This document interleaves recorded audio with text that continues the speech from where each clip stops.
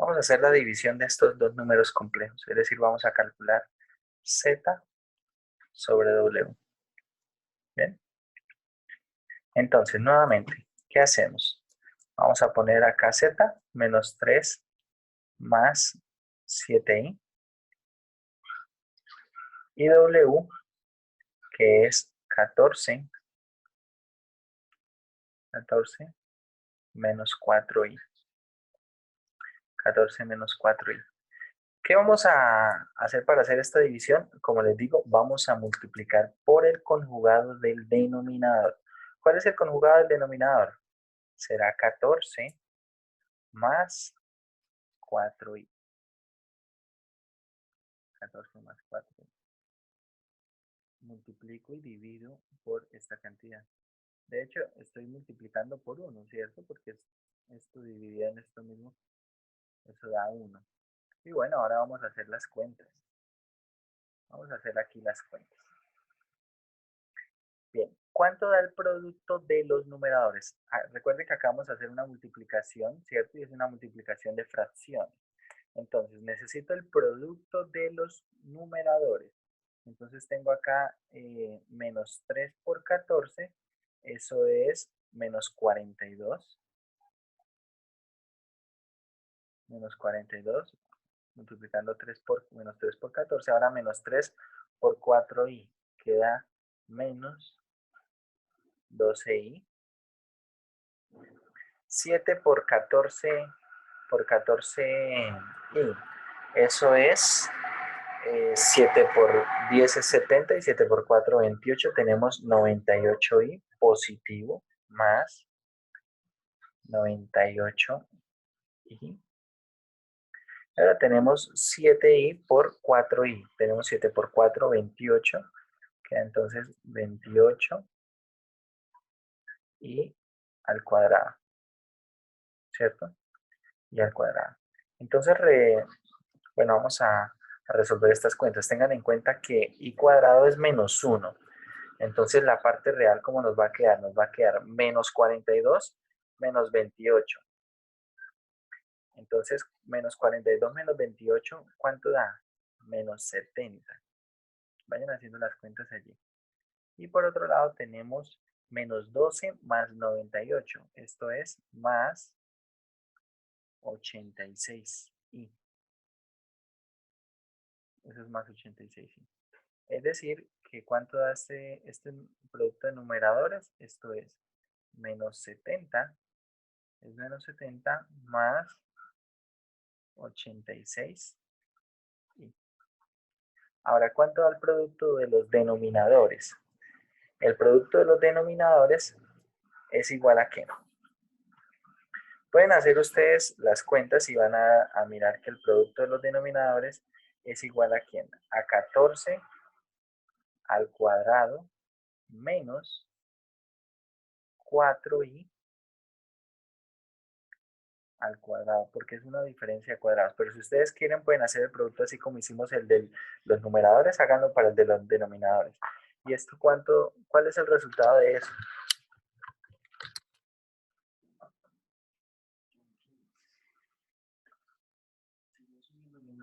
¿196 más 16? Entonces tenemos 14 al cuadrado es 196. Y acá tenemos menos 4 al cuadrado, que es 16. Es 16 por i al cuadrado. ¿Bien? Y al cuadrado es menos 1, es decir, esto es 196 más 16. ¿Sí? Y esto es 212. Y este es el resultado del producto de los denominadores. ¿Bien? Entonces ahora separamos en fracciones. Queda entonces menos 70 sobre 212. Más 80 sobre 212. por i. Y ahora lo que queda es simplificar. Entonces, Profe, es 86. es 86.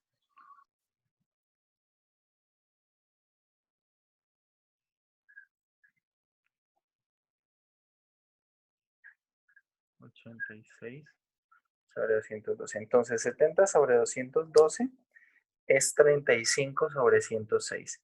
Entonces, tenemos acá el resultado. Menos 35 sobre 106 más 86 dividido en 212. Esto es 43 sobre 106 por i. Y eso da el resultado de esa división. ¿Bien?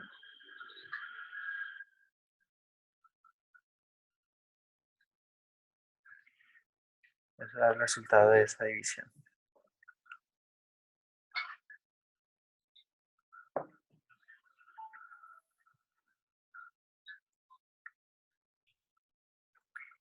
Bueno, ya vemos entonces cómo hacer la división. En la división siempre queremos nosotros encontrar que el resultado sea de la forma A más B, de la forma usual. Acá nos muestran otra forma de hacer la división usando una regla de Cramer, pero para esa regla de Cramer nosotros necesitamos primero que nada estudiar determinantes. Cuando podamos estudiar determinantes, entonces tal vez podamos volver a esto y ver cómo hacer la división usando regla de Cramer. ¿Vale? Bueno, por acá tenemos algunas propiedades. Como les digo, todas estas propiedades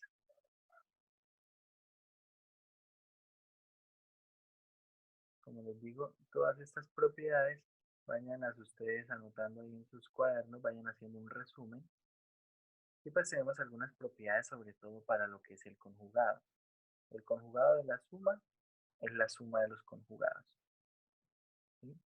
El conjugado de la resta de los conjugados. El conjugado del producto, el producto de los conjugados. El conjugado del cociente, el cociente de los conjugados. Y al conjugar un número complejo dos veces, da el mismo número complejo. Porque tengan en cuenta que si yo hago el conjugado una vez, ¿qué es lo que obtengo? Obtengo el mismo número complejo, pero con el signo de la parte imaginaria al contrario, ¿no? Es decir, si estaba positivo, ahora es negativo y viceversa. Entonces suponga que el principio está positivo esa parte imaginaria. Yo hago el conjugado, ahora quedó negativo. Vuelvo a hacer el conjugado, como estaba negativo, vuelve a ser positivo, es decir, queda como el número original. Bueno, estas propiedades realmente no son muy difíciles, son a partir de la definición.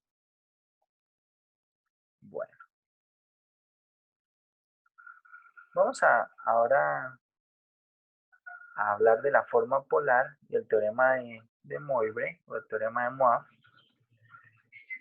Y para eso necesitamos entonces algunas cosas. ¿Qué cosas vamos a necesitar saber calcular aquí? Lo que es el argumento, el ángulo que se mide con respecto al eje real, ¿cierto? Al semieje positivo real, que lo estudiamos al final de la clase pasada. Y también lo que es la norma. Entonces vamos a ver. Resulta que si yo tengo un número complejo en forma rectangular, esta se conoce como la forma rectangular, la forma A más BI. Acá lo tenemos entonces en la forma X más Y. Este número complejo vamos a suponer que tiene una norma R y que tiene un argumento θ. Entonces recuerde que la norma es la longitud del número complejo, ¿cierto? Es decir, de ese vector que representa el número complejo. Y el argumento θ, ¿quién es? Es ese ángulo que se mide con respecto al semieje positivo.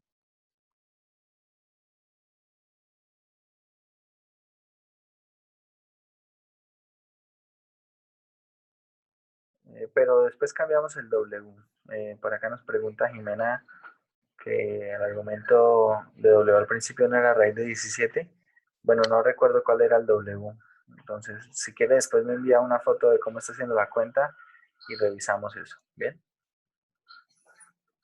Bueno, entonces una vez tenemos identificado nuestra norma de del número complejo, esa norma la vamos a llamar R, el argumento que la vamos a llamar teta. Entonces este número lo podemos descomponer de manera trigonométrica. Si ustedes tengan en cuenta lo siguiente, suponga que yo sé, lo que estoy dibujando acá es un triángulo rectángulo. Yo sé cuánto mide la longitud de la hipotenusa.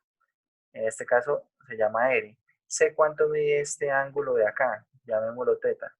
¿Cómo hago para averiguar? ¿Cómo hago para averiguar cuánto mide esta cantidad? Llamémosla Y. ¿Y cómo hago para averiguar cuánto mide esta cantidad? Llamémosla X.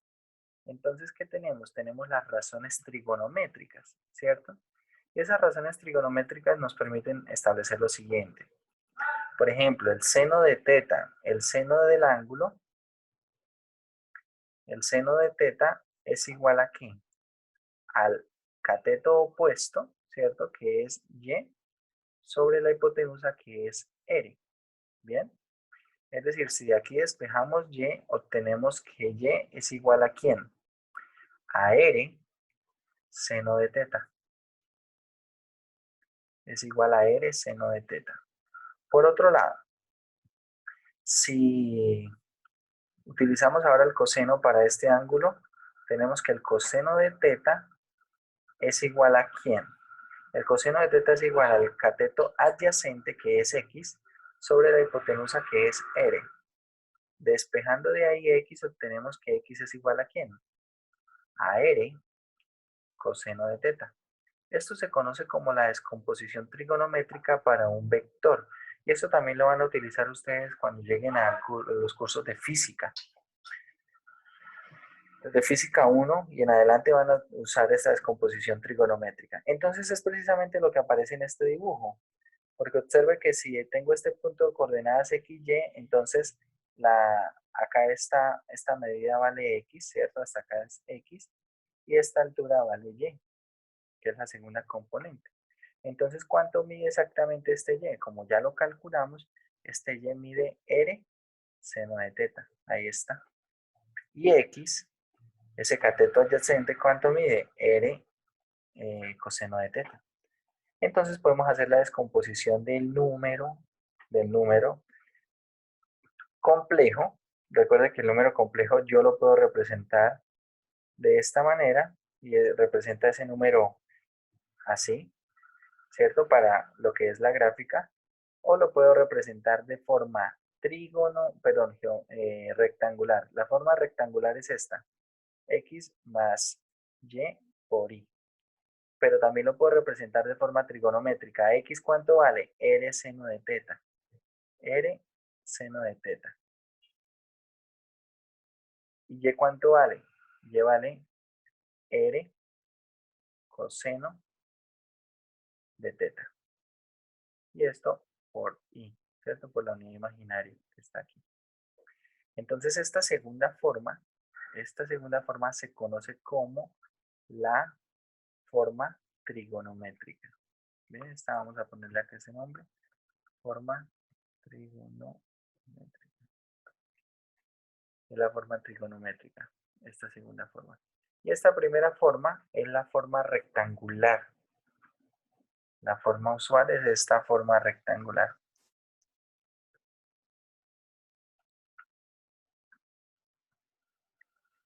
Esta forma rectangular. ¿Sí? Entonces, de momento conocemos solamente esas dos presentaciones para un número complejo. Lo que viene siendo la forma rectangular y lo que viene siendo la forma trigonométrica. Bueno, ¿qué vamos a hacer ahora con esta forma trigonométrica? Esta forma trigonométrica nos va a permitir hacer algunas cuentas que en la forma rectangular pueden complicarse un poco más. Bueno, vamos a borrar acá todo esto y vamos a continuar. Entonces, observen, una vez tenemos nosotros, como les dije, tengo la forma trigonométrica, ¿cierto? Esta forma trigonométrica la puedo escribir así. Esto también se conoce, por ejemplo, en física, esto que está acá arriba se conoce simplemente como la forma trigonométrica o la descomposición trigonométrica. Pero en algunos textos, por ejemplo en este texto de Anton, no le llaman forma trigonométrica, sino le llaman la forma polar. ¿Bien? Entonces depende a veces de los textos que nosotros estemos leyendo, cómo se refieren a la forma del número complejo. Como les digo, si uno está en el contexto de física, lo más posible es que se conozca como la descomposición trigonométrica o la forma trigonométrica. Acá en este texto de Anton se conoce como la forma polar. ¿Bien? La forma polar. Bueno, vamos entonces a ver qué hacer con esa forma polar o forma trigonométrica. Bueno, acá voy a hablar un poco del argumento. Nosotros ya hablamos del argumento, de cómo calcular el argumento, de cómo calcular la norma, ¿cierto? Entonces, a los primeros ejercicios tiene que ver precisamente con pasar de forma rectangular a forma trigonométrica, o lo que también ya vimos se conoce como la forma polar. ¿Bien? Entonces, ¿para qué nos sirve obtener estos números en forma trigonométrica o en forma polar? Porque cuando hacemos cuentas con estos números en forma polar, podemos utilizar algunas identidades trigonométricas. ¿Bien? Bueno, algunas identidades trigonométricas que podemos resaltar son los siguientes. Bueno, esto tuvieron que haberlo visto ya en el curso de cálculo 1, ¿cierto? Que son las identidades de la suma para seno y coseno. Básicamente una de las primeras aplicaciones que podemos ver es cómo poder expresar el producto de números complejos. El producto de números complejos básicamente cómo se hace en forma polar. Es el producto de las normas y acá tenemos que el argumento es la suma de los argumentos. ¿Bien? Esto de manera rectangular se puede deducir, pero hay que hacer mucho trabajo. Acá no es tan difícil. Pero bueno, con respecto a la división también hay una forma y es precisamente esta. ¿Cómo se caracteriza la división de números complejos? El resultado de la división tendrá como norma la división de las normas y como argumento la resta de los argumentos. Básicamente así. Pero vamos a ver algo que nos interesa un poco más. Y es precisamente la fórmula de Moivre y cómo poder calcular potencias de números complejos. Bueno, acá vamos a Moivre. Esto es la fórmula de Moivre. Piense lo siguiente. Vamos a ir un poco a la pizarra antes de hacer esto. Bueno, supongo que yo tengo el número z, que es 1 más i. Así simplemente, 1 más i. Y ahora quiero calcular z al cuadrado. Z al cuadrado básicamente, ¿qué es? Es z por z, ¿cierto? Es z por z. Entonces, si yo quiero calcular z al cuadrado, ¿esto qué será? El primero al cuadrado, ¿cierto? O si quieren hacer la distributiva a partir de escribir 1 más i por 1 más i. Pero acá también valen algunas propiedades del teorema del binomio. Acá tenemos entonces el primero al cuadrado, que es 1, más 2 veces el primero por el segundo, 2i, más el segundo al cuadrado, ¿sí? ¿Y el segundo al cuadrado quién es? El segundo al cuadrado es i al cuadrado, ¿cierto? I al cuadrado que es igual a menos 1, es decir, todo esto ¿cuánto da? Todo esto da 2i. Es decir, si yo ahora, por ejemplo, quiero calcular z a la 10 para este ejercicio, no resulta tan difícil. ¿Por qué? Porque z a la 10 es básicamente como tener z al cuadrado, todo elevado a la 5, ¿sí? Pero z al cuadrado ya lo calculamos, es 2i. Entonces esto será 2i elevado a la 5. Y esto será entonces 2 a la 5 por i a la 5. 2 a la 5 es 32. Y i a la 5, como lo calculamos en alguna oportunidad, i a la 5 es igual a ¿quién? Es igual a i. Es decir, acá nos resultó muy difícil. Pero ahora pensemos en otro número complejo. En otro número complejo. Y vamos a hacer un cambio realmente pequeño. Vamos a considerar z igual a este número. Va a ser 3 más i. Y ahora suponga que yo quiero saber cuánto vale z a la 10. Z a la 10. Entonces uno empieza a calcular algunas potencias. Por ejemplo, z al cuadrado. Z al cuadrado, ¿quién es? El primero al cuadrado, que es 9, más el doble producto, que es 6i, más el segundo al cuadrado, que es i cuadrado, lo cual es menos 1. Es decir, ¿esto cuánto da? Esto da 8, ¿cierto? 8 más 6i. Observe que ya no puedo hacer tan fácil como hace un rato, porque hace un rato me quedó simplemente de esta manera. Me quedó de la forma 2i. Entonces ahora si yo quiero elevar todo esto a la 5, puedo hacerlo, pero ahí tengo que hacer bastante trabajo. Y ahora piense que, por ejemplo, no queremos calcular z a la 10. Queremos calcular, por ejemplo, z a la 2020. Entonces imagínense hacer esto elevando potencias hasta 2020. ¿Cómo se resuelve este problema? De manera rectangular, que es como lo estamos calculando, lo estamos haciendo de manera rectangular, todo esto se complica. Pero de manera polar, en la forma polar, se simplifica mucho todo esto. Vamos a ver.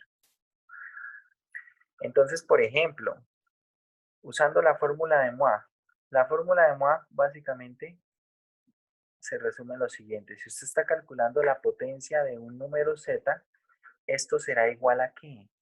Será igual a la enésima potencia del argumento, perdón, del módulo, de la norma. Y acá vamos a tener coseno de n teta, donde n es precisamente esa potencia, por seno de n teta. Esta fórmula de Moivre, es bastante útil para esto que vamos a hacer.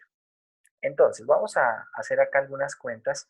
Primero, identificando el argumento, representándolo en forma trigonométrica, y luego entonces vamos a hacer cuentas. Bien, vamos a hacer cuentas usando la fórmula de Moivre. Entonces, veamos. Volvamos acá a la pizarra. Volviendo acá a la pizarra, nos vamos a centrar en este problema que tiene bastantes cositas que podemos extraer. Entonces, este problema, vamos a ver cuánto es z a la 10 y z a la 2020.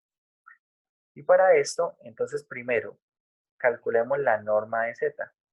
La norma de z es igual a ¿qué? Es igual a la raíz cuadrada de la parte real al cuadrado, 9, más la parte imaginaria al cuadrado, que es 1. Tengan en cuenta que cuando calculamos el argumento, yo tomo la parte imaginaria, y la parte imaginaria no incluye la unidad imaginaria. ¿Bien? Entonces esto es raíz de 10. Esto nos da la norma de z. Ahora, quiero el argumento de z. El argumento de z. Como el argumento, como ese z es un número complejo que se ubica en el primer cuadrante, entonces el argumento simplemente lo vamos a calcular como la tangente inversa de un tercio. ¿Sí? Revisen los apuntes de lo que vimos en la clase pasada y verán que así se calcula ese argumento. Entonces, ¿cuánto es tangente inversa de un tercio? Recuerden usar acá la calculadora en radianes y acá vamos a poner entonces tangente inversa de un tercio. Esto es igual a 0,32. ¿Bien? 0,32. Vamos a dejarlo así, 0,32. 0,3217. Así. Y listo. ¿Qué dice la fórmula de Moivre? Dice entonces que el z a la n, en este caso z a la 10, es igual a ¿qué? Es igual a la norma, que es raíz de 10, elevado a esa potencia enésima, es decir, elevado a la 10, por multiplicado por ¿quién? Acá tenemos entonces, por el coseno de ¿quién? Por el coseno de 10 veces el argumento, es decir, 10 veces este número 0,3217. 17. Más el seno de 10 veces el argumento, es decir, 0.3217. Y ahora vamos a hacer las cuentas.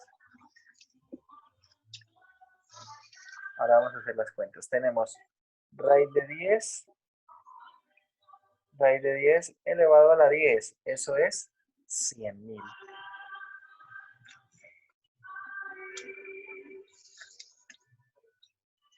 Eso es 100.000. Todo esto multiplicado por ¿quién?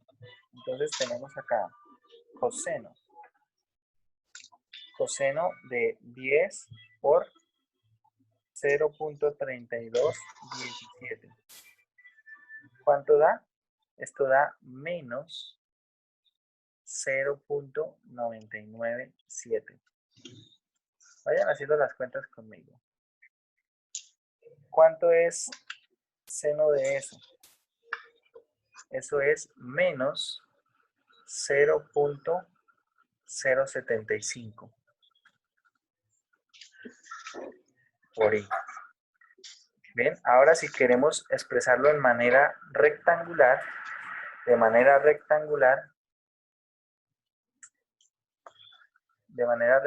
¿cómo quedará? Entonces, de manera rectangular, será simplemente multiplicar el 10.000 por esto, es decir, tenemos ese 0.99 por, bueno, 10.000 no, son 100.000. Y eso nos da menos 99.715.8. Tengan en cuenta que todo esto es aproximado. ¿Y de dónde sale la aproximación?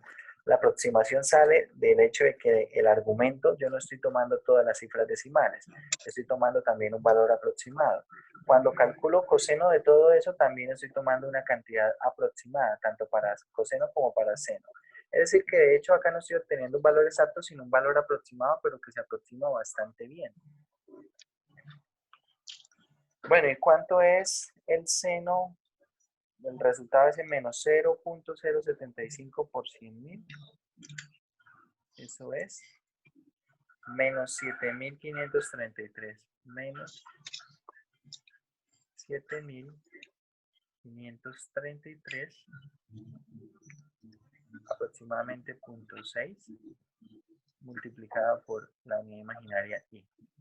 Esa es la forma rectangular de z elevado a la 10. Bien, de z elevado a la 10. Es decir, si nosotros seguimos haciendo las potencias de z, vamos a encontrar que el z elevado a la 10 es más o menos algo de este estilo. Tengan en cuenta, muchachos, que este z elevado a la 10 pues les va a salir con números enteros, es decir, lo más posible es que esto les dé algo más o menos de este estilo, es decir, les dé menos 99.716, ¿sí? Menos 7.534. Como les digo, a nosotros no nos da una cantidad exacta porque estamos utilizando aproximaciones tanto para el argumento como para los valores que están arrojando acá el coseno y el valor que está arrojando acá el seno, ¿sí? Si nosotros usamos todos los decimales posibles, entonces nos va a dar esa cantidad exacta. ¿Bien? Bueno, utilizando esto mismo, calculen, bueno, no lo vamos a calcular, pero sí lo vamos a poder dejar expresado al menos. ¿Cuánto es z a la 2020? Miren a ver cómo calcular z a la 2020. Bueno, traten de resolverlo.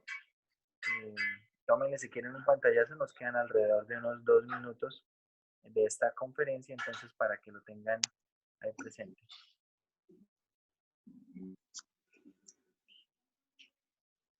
Para que lo tengan ahí presente.